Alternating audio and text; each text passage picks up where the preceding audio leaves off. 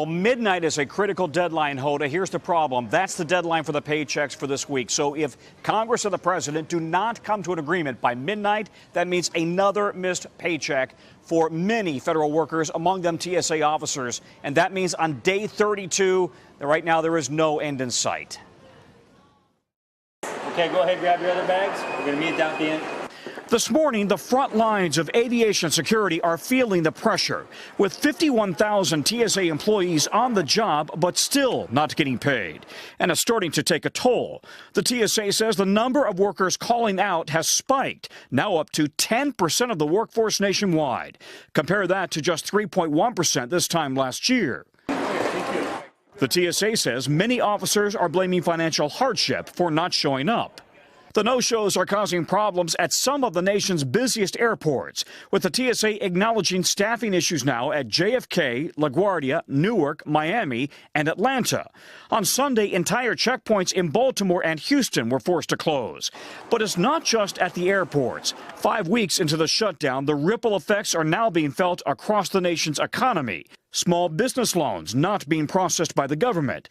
The FDA cutting back on routine inspections at some food processing facilities. And the FAA limiting investigations into accidents like this plane crash in Ohio on Monday, which killed both people on board after the plane hit power lines and crashed in front of a home. In all, if stretched into another week, the shutdown will cost the U.S. $7.1 billion. For some Americans, the only relief is coming from local churches and nonprofits.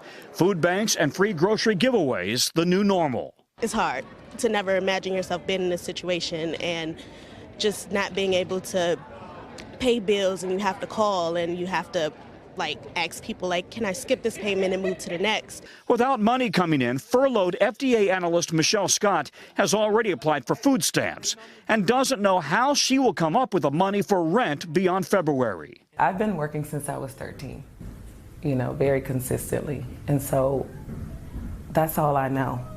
I didn't have a plan B. I didn't know what a plan B looked like. Wow, this is just so devastating for so many families, Tom. Going back to the folks who are going to go to the airports, if they're going to see those TSA lines, how long do you think they'll be waiting?